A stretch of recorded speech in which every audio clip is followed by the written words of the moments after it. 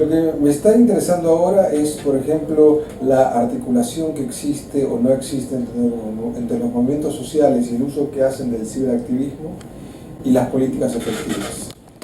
Y en parte tiene que ver con que se ha trabajado mucho en los últimos 5 años la importancia que las plataformas digitales tienen para la organización colectiva.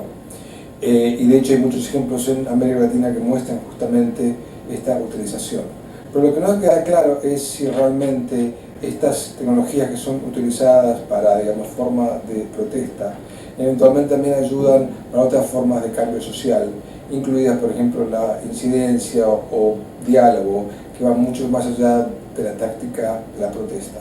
Entonces, esto para mí es como una laguna que hay en la literatura sobre medios digitales y movimientos sociales. Y creo que en América Latina hay bastantes experiencias como para sacarle punta justamente a este tema.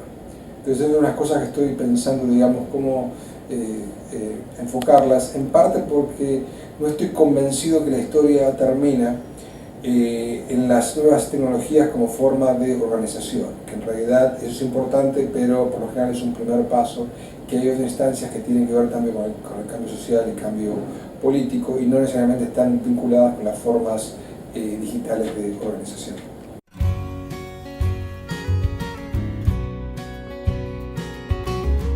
Yo creo que lo que ocurre es cuando aparecen nuevas tecnologías, hay como un énfasis en ver qué es lo que cambia. Y a mí lo que me interesa es lo que no cambia.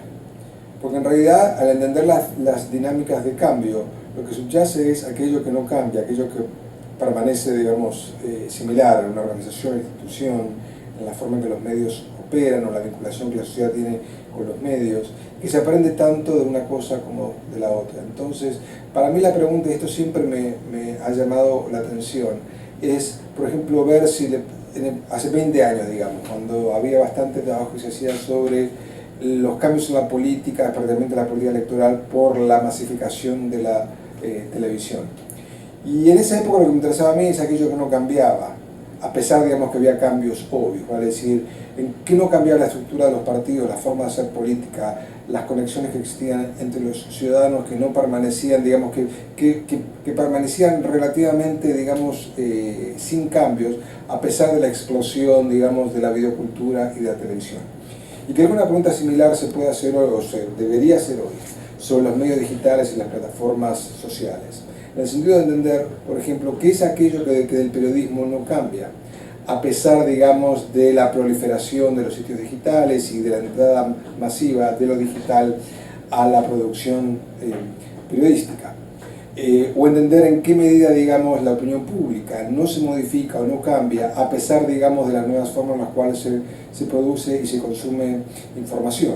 Entonces yo creo que es como un agujero negro que queda, digamos, es un punto, digamos, que no se suele enfatizar lo suficiente, que es aquello que no cambia, aún incluso con la entrada y la adopción de nuevas tecnologías. Y creo que es un tema bastante rico, digamos, como para entrarle. Y creo que hay cierto encantamiento que los académicos tenemos con lo nuevo, tanto como mucha parte de la sociedad que nos encanta o tenemos una fascinación con las nuevas tecnologías.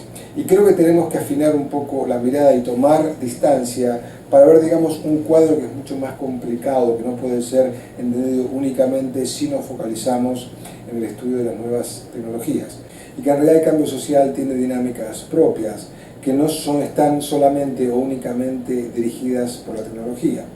Entonces siempre vemos que la inclusión de la tecnología dentro de procesos políticos y sociales que nos interesan en el estudio de la comunicación, lo que se aplica a un país o un contexto no necesariamente se traslada automáticamente de la misma forma a otros contextos.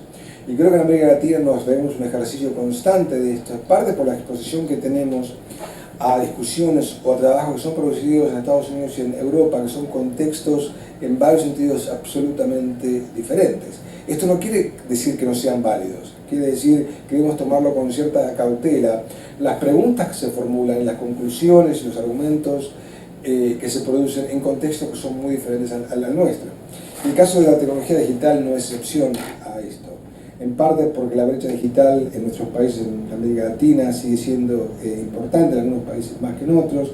entonces no es una situación espejo de lo que ocurre en Europa y en Estados Unidos, donde la industria de medios tiene una conformación histórica, económica y política muy diferente a lo que son las industrias de medios en otros países. Entonces hay una serie de factores, de variables, que son las que debemos poner al centro del análisis para contextualizar no solo lo que se produce fuera y cómo es relevante o no es relevante en nuestros contextos, sino para hacer preguntas nuestras, es decir, preguntas que sean pertinentes para el contexto latinoamericano y que no sean, entre comillas, preguntas importadas. Yo creo que esta es una actitud sana, digamos, que debemos mantener.